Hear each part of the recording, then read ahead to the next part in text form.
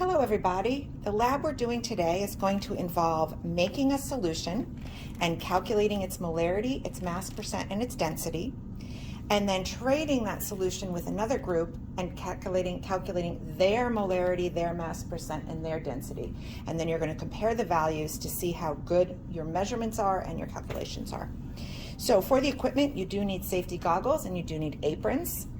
Because we are working with glassware, chemicals, and fire, so you need both of those pieces of safety equipment.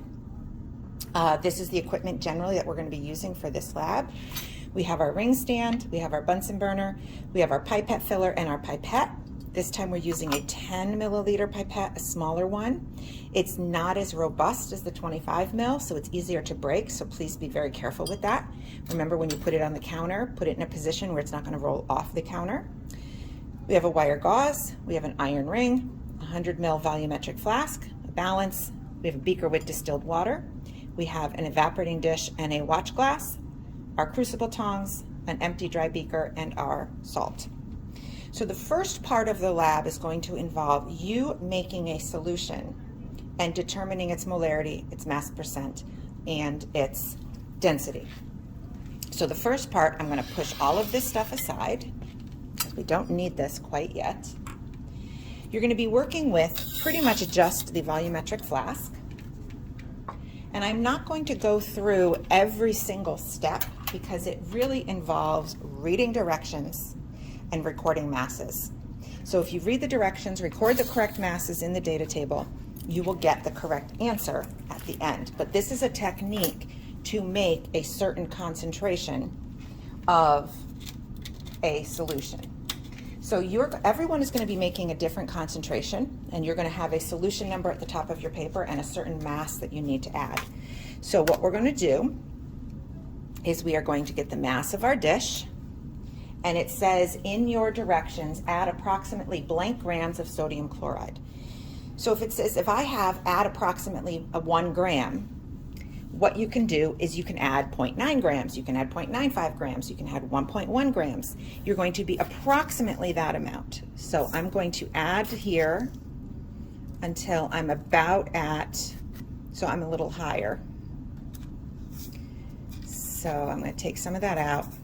I'm going to record the mass of the dish, and salt. I now know the mass of the salt that I'm adding. I take my volumetric flask, and it's 100 ml, and remember this is a 2-contained device, so when we're done we know exactly what the volume of that is. I'm going to take the mass of this, take the salt that I just massed. The nice thing about these dishes is they kind of bend so that you can funnel it right into your volumetric flask. I'm going to push this aside. So now I have the salt in here. What I'm going to do is I'm going to add distilled water until it's about half full.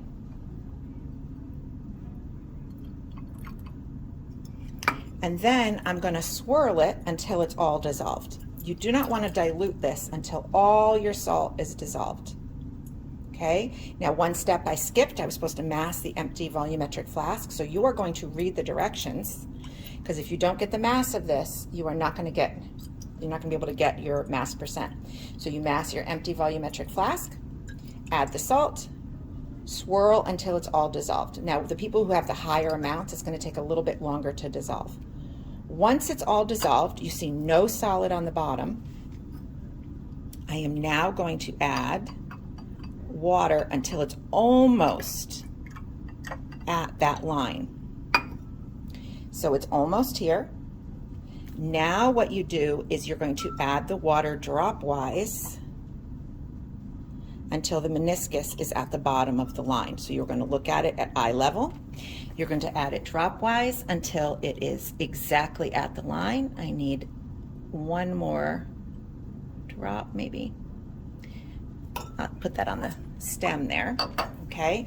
Now what we need to do is we need to mix it. Oftentimes these come with caps. We don't have caps for this. So instead we're using something called parafilm.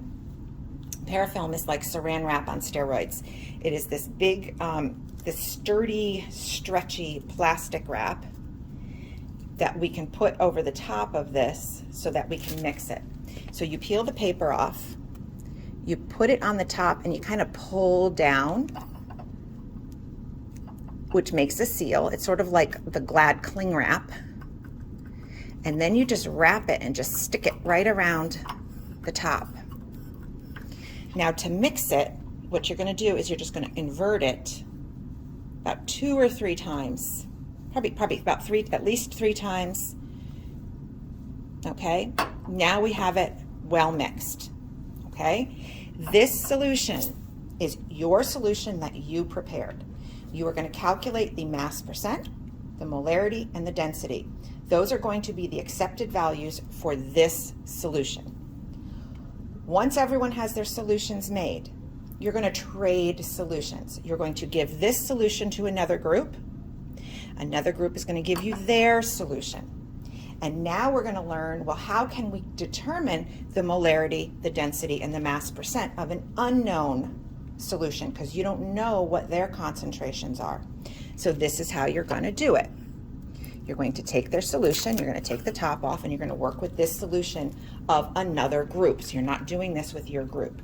You're going to follow the directions on the masses that you need to collect, because there's a lot of specific things in specific orders that you need to do. So this is called an evaporating dish. Okay, this is called a watch glass. The purpose of the evaporating dish is you put liquid in here, and it allows you to evaporate the liquid and to be left with the solute. You're going to get the mass of the empty dish and evaporating dish.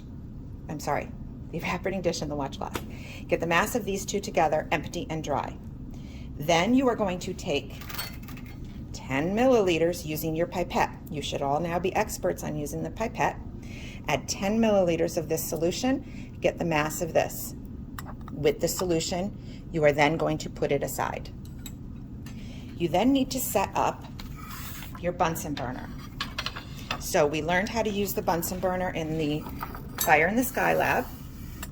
So what we're going to do is we're going to set up the Bunsen burner. So we have our ring stand. You're going to take your iron ring and you are going to put the iron ring on the ring stand. Okay. Now, what I see kids do, I see kids put this way up here, or they don't adjust it. So if you come back here and the ring is way up here, that's really bad. It's even out of the frame here. If it's way up here, that's bad. You want this ring to be about 3 fingers above the top of the Bunsen burner. So if you put your fingers there, and it doesn't matter whether you have fat fingers or whether you have skinny fingers, about 3 fingers above the top of the Bunsen burner. You then take your wire gauze, you put the wire gauze on there, and then you take your evaporating dish and put your evaporating dish on there.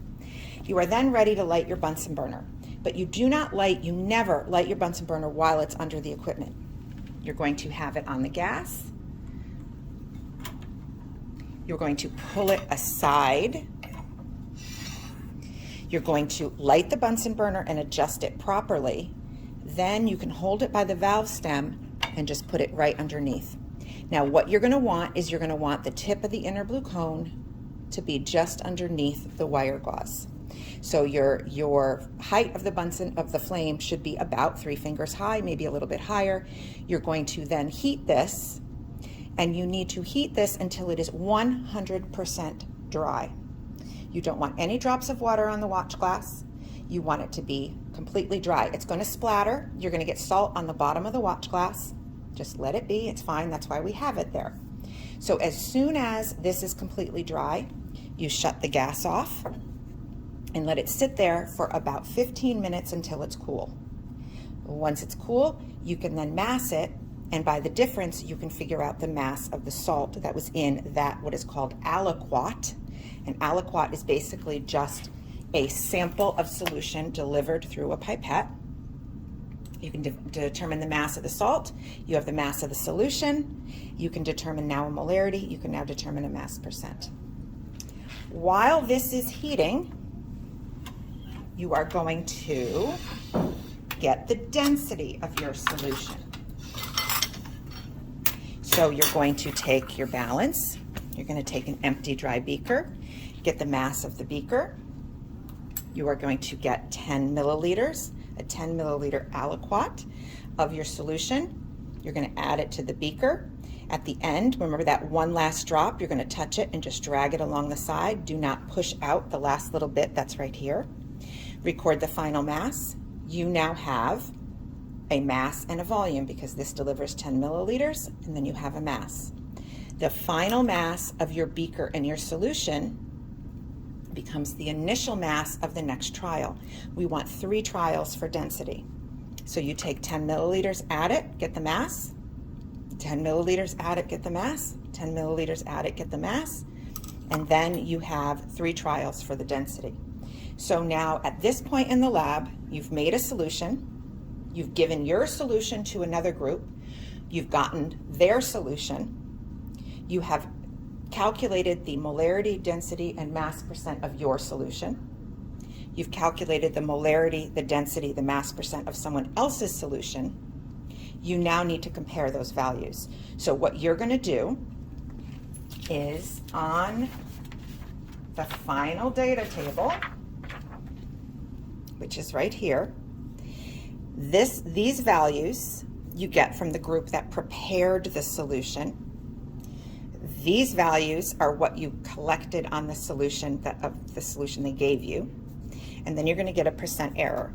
You are going to trust that their values are the accepted value, and you're going to get a percent error. Hopefully your percent errors will be very, very small. Okay? So just to recap, you make the solution, you calculate the accepted values for molarity, mass percent, and density. You swap solutions, you calculate those 3 things for someone else's solution, and then you're going to compare the actual to your tested values. One last thing, when you're done, you're going to clean up. All solutions can go down the drain, it's just salt water. You're going to straighten up, you're going to rinse out your evaporating dish, rinse off your watch glass. With the pipette, what you're going to do is you're going to fill the pipette half to 3/4 full with just water. Distilled water would be ideal. You're then going to kind of rinse it. You can dump it out in the drain. I want you to do that 5 times. Rinse the pipette 5 times with water, then put it on the counter perpendicular to the edge, and then put something else by the side so that it won't roll off. Clean up everything and return the desk back to the way that you found it.